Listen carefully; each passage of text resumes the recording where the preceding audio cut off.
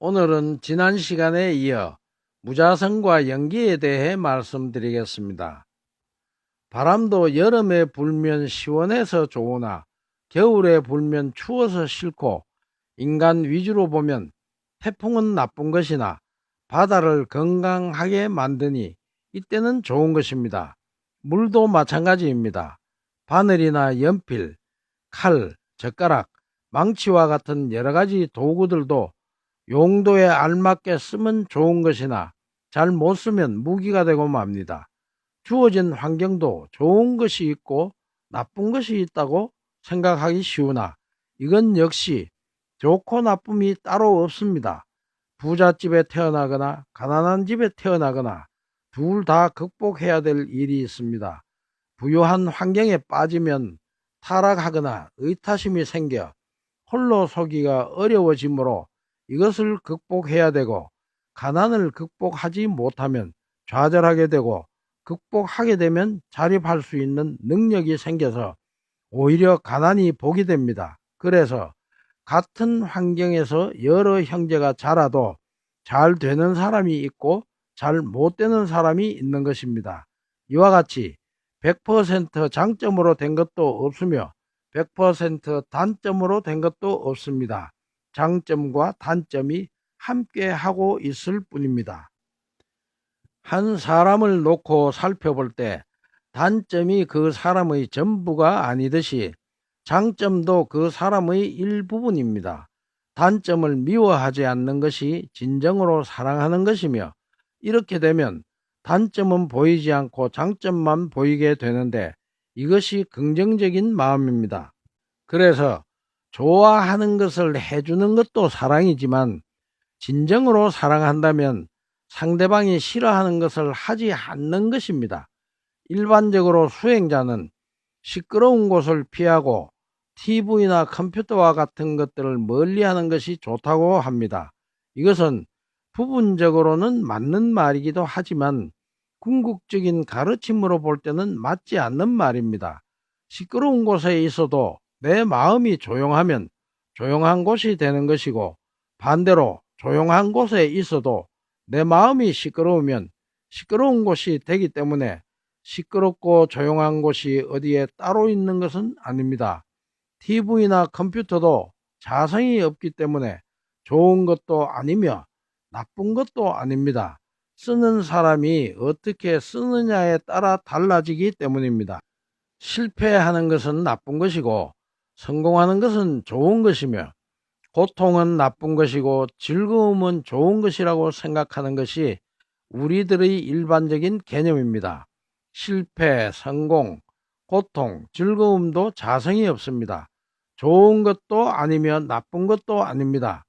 실패하는 것은 반드시 나쁜 일이다 라고 하는 자성이 있다면, 한 번 실패하고 나면 두 번 다시 성공할 수 없어야 되고, 반대로 성공하는 것은 반드시 좋은 일이다라는 자성이 있다면 성공하고 나면 어떠한 경우에도 실패는 없어야 합니다. 그러나 그렇지 않습니다. 실패는 성공의 어머니이며 성공하고 자만하면 다시 실패하기 때문입니다. 고통을 극복하지 못하고 그것에 빠지면 실패를 맛볼 것이고, 즐거움에 빠지면 타락할 것입니다. 무엇을 극복해 보지 못한 인생보다 더 값어치 없는 인생은 없습니다. 만약에 고통스러운 일이나 고통을 주는 사람과 같은 고통스러운 모든 것이 없다면 수행을 해야 할 필요가 있을까요? 없습니다. 회사에서나 가정에서 하기 싫은 일이나 나에게 고통을 주는 사람을 수행의 문으로 삼으면 그 일과 그 사람은 나에게 참으로 고마운 일이 되고 고마운 사람이 될 것입니다. 까닭은 그 일과 그 사람이 없었다면 나를 개발해야 할 일도 없었을 테니까요. 이렇게 보면 술 먹는 남편은 평생 원수가 아니라 나를 깨우치게 해주는 참으로 고마운 사람이 될 것입니다. 따라서 내 생각을 내려놓는 일은 하심을 의미하며, 진정한 하심은 나를 낮추는 것이 아니라 남을 존중해 주는 일입니다. 이때 모든 것에서 배울 수 있기 때문에 스승 아닌 것이 없습니다. 또한 이렇게 하는 일이 진정한 용서이기도 합니다. 이것이 개념을 바꾸는 것이며, 개념을 바꾸는 것이 자기를 개발하는 일이며 마음을 경영하는 일입니다. 요즘 이런 말이 있습니다. 심심한 천국, 재미있는 지옥. 술이나 여자가 나쁜 것이라면 아마도 천국에는 술집이나 기생집은 없을 것입니다. 그렇다면 술을 좋아하거나 여자를 좋아하는 사람은 지옥에 가고 싶어 할까요? 천국에 가고 싶어 할까요? 만상은 자성이 없기 때문에 모든 것은 그냥 그것일 뿐입니다. 내 마음대로 분별해서 차별하지 말고 늘 전체를 보십시오. 이 세상에 존재하고 있는 모든 것들을 부분적으로 보지 말고 전체적으로 보면 반드시 필요하기 때문에 생기는 것이 존재의 원리입니다. 이것이 연기의 법칙입니다. 연기의 법칙을 가장 잘 표현한 말은 이것이 있으므로 저것이 있고 이것이 없으면 저것도 없다. 이것이 일어남으로 저것이 일어나고 이것이 사라지면 저것도 사라진다입니다. 그러나 인간은 자아의식에 사로잡혀 이것과 저것의 관계를 모르는 어리석음 때문에 인간 위주로 세상을 바라보고 판단함으로써 많은 문제점을 일으키고 있습니다. 우주가 탄생한 지 137억 년, 지구가 탄생한 지 45억 년이라는 긴 시간이 지나면서 처음부터 지금까지 그때그때마다 존재했던 모든 것들이 잘못 구성되었던 경우는 단 한 번도 없었기 때문에 그때그때마다 가장 완벽했다는 사실을 깨달아야 합니다. 원시 시대 때는 그때대로 가장 완벽했으며 지금은 지금대로 가장 완벽한 세상입니다. 지금과 원시 시대를 비교해서 생각하면 지금이 더 완전하다고 생각할지는 모르겠지만 연기의 원리로 보면 생겨나고 없어지는 것은 상호 관계성에서 비롯되기 때문에 비교한다는 것 자체가 잘못된 일입니다. 연기의 원리를 다시 한번 정리한다면 연기는 상호 의존성, 상호 관계성, 상호 결합성이기 때문에 연기를 벗어나서 홀로 독립되어 스스로의 성품을 지니면서 존재할 수 있는 것은 단 하나도 없습니다. 다시 말해서 절대자나 신과 같은 존재는 있을 수 없다는 말입니다. 그러나 인간의 믿음, 즉 신앙 속에는 존재하십니다. 믿음이란 모든 것을 떠나 있기 때문입니다. 서로 의존하고 관계를 맺고 결합한다는 말은 서로 조건 없이 나누고 소통한다는 뜻입니다. 이것이 우주의 원리이고 원리에 순응하는 것이 모두를 이익되게 하는 것입니다. 순응하지 않으면 연계의 관계가 서서히 파괴되면서 결국에는 종말을 맞게 됩니다. 이 종말도 부분적인 종말일 뿐 전체적으로 보면 또 다른 시작입니다. 소립자는 우주 전체를 하나로 묶어 서로 소통하고 있다는 사실을 잊지 마십시오.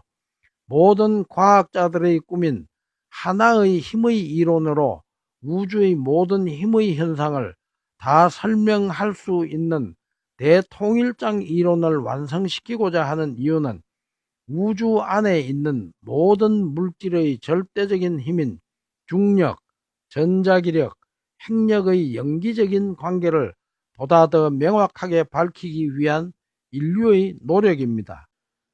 생겨나는 것이나 없어지는 것이나 연기의 원리에 의한 것이므로 어떠한 힘으로도 막을 수는 없습니다.